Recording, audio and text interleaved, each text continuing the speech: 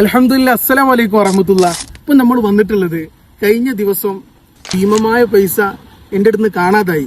അൽഹംദുലില്ലാ, അത് എന്റെ കയ്യിൽ തിരികെ ഏൽപ്പിച്ചു. നമുക്ക് പ്രിയപ്പെട്ട അൻസാറിന് ഒരു ചെറിയൊരു ഗിഫ്റ്റ് കൊടുക്കാൻ വേണ്ടിയിട്ടാണ് ഞാൻ ഇവിടെ വന്നിട്ടുള്ളത്.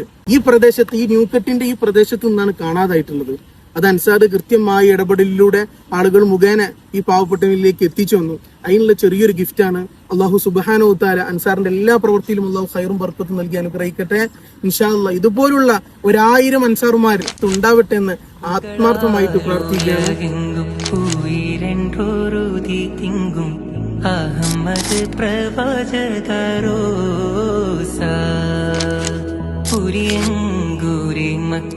നമ്മുടെയൊക്കെ ജീവിതത്തിലെ ഓർക്കാൻ പറ്റാത്ത അനുഭവങ്ങളായിരിക്കൂലേ. എന്തെങ്കിലുമൊക്കെ സാധനങ്ങൾ കാണാതായി അത് തിരിച്ചിട്ടാത്ത സമയം, അത് വല്ലാത്തൊരു ഫീൽ തന്നെ. പക്ഷേ നമ്മൾ പ്രതീക്ഷിക്കാത്ത സാധനം, ഇനി ഒരിക്കലും കിട്ടൂല എന്ന് ഉറപ്പിച്ച സാധനം അത് തിരിച്ചു കിട്ടുമ്പോൾ അത് വല്ലാത്തൊരു സന്തോഷമായിരിക്കും. അത് പടച്ചവനോട് എത്ര സ്തുതിച്ചാലും ഹംദ് പറഞ്ഞാലും നമുക്ക് മതിയാവില്ല. പ്രത്യേകിച്ച് ഒരു ഭീമമായ സംഖ്യ അത് നമുക്ക് മറ്റൊരാൾ തിരികെ ഏൽപ്പിക്കുമ്പോൾ നമ്മൾ അയാൾക്ക് വേണ്ടിയിട്ട് എത്രങ്ങാനും ദ്വാരുന്നോർക്കും. ആ ദ്വാ പറഞ്ഞറിയിക്കാൻ പറ്റാത്തതാണ്.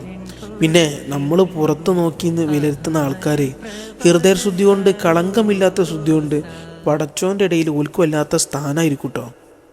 ഏകദേശം 1,00,000-ഓളം വരുന്ന തുക നഷ്ടപ്പെട്ടത് തിരിച്ചേൽപ്പിക്കണമെങ്കിൽ അൻസാറിനെ പോലുള്ളവരുടെ മനസ്സാവണം. അത് വല്ലാത്തൊരു മനസ്സാണ്. ഓരൊക്കെയല്ലേ മനുഷ്യർ, പച്ച മനുഷ്യർ.